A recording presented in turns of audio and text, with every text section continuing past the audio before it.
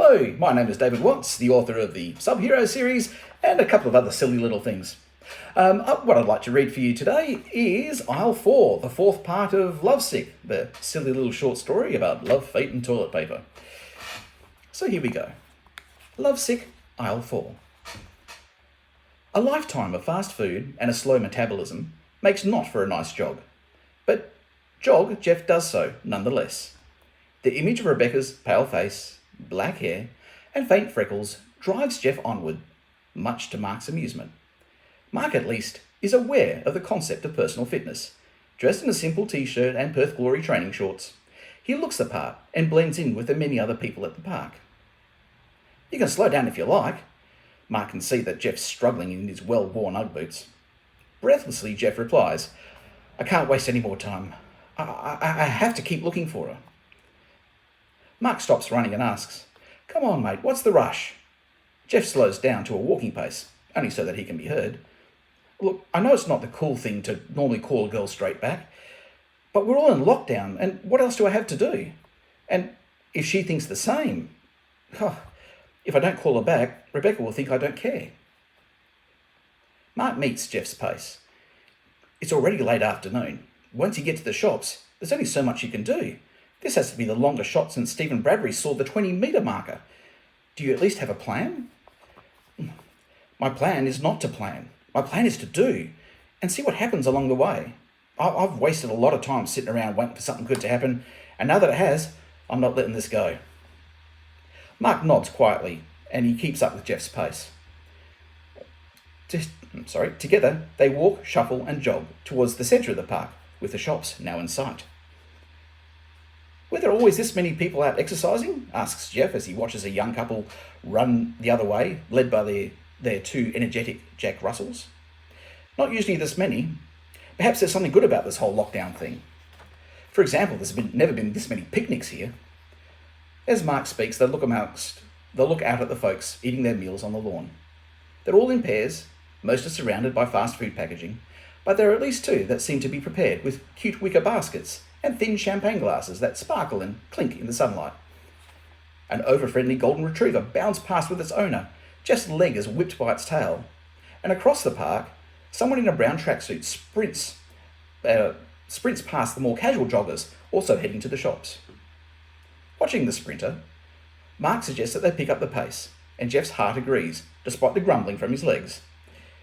Jeff pushes forward, each step thudding into the soft grass just like 3-year-old Ugg boots should.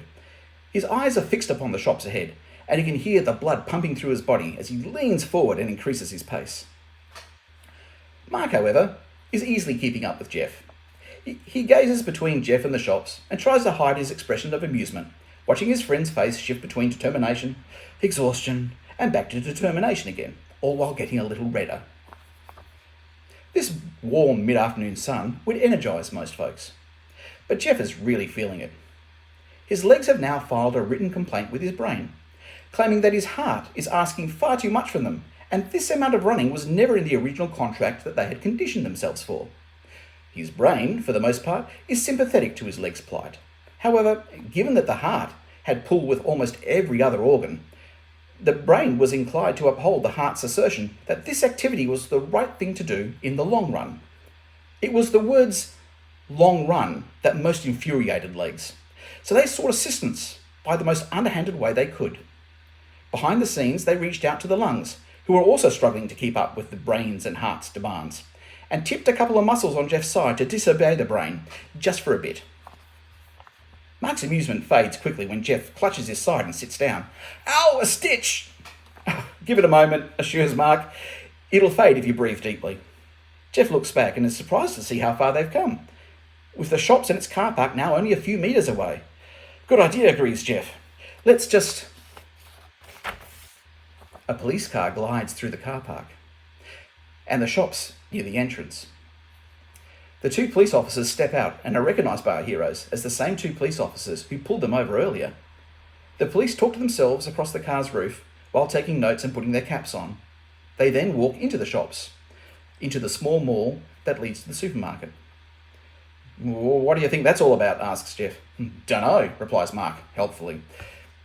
Probably just a shoplifter, Jeff guesses, or another dunny paper fight. Mark thinks for a moment. Either way, mate, I think it would be best to keep our distance. Agreed, says Jeff. Jeff stands cautiously to his feet. The pain at his side has subsided to the point that he files it away in the same drawer as the pain in his legs, lungs, and feet, as something he can worry about later. He pictures Rebecca again in his mind, which makes him smile, and his heart beat a little faster.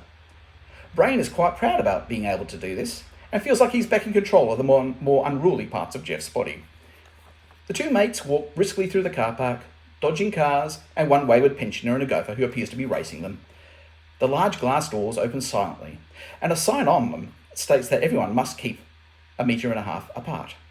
Mark and Jeff look at each other and shuffle a few centimetres away, just so they look like they're following the rules. Justin here. I don't know how many times I have to use this office as a bloody holding cell today. The gruff voice of the centre's frustrated security guard can be heard amongst the well-spaced crowd. Jeff looks over to see these speaking to the two police officers as they all walk into the centre's small security office. Jeff remarks, well, something's got the police occupied for now. Let's go and ask some questions. Good luck with that, mate. Check out the supermarket. Mark's voice is tinged with dread as Jeff looks around to see what the problem is. He spies a long, twisting line of people leading from its entrance, all the way back to the news agency. The late afternoon has brought out every shopper wanting to pick up something before the store closes, and that time is getting perilously close. We could come back tomorrow, suggests Mark. No, says Jeff. We'll wait. And for the first time, Jeff's brain, heart, and lungs are all in agreement. Ooh, and to be concluded. So the next one is the last part. Thank you very much for listening. I hope you've enjoyed it. Have a great day. See you around.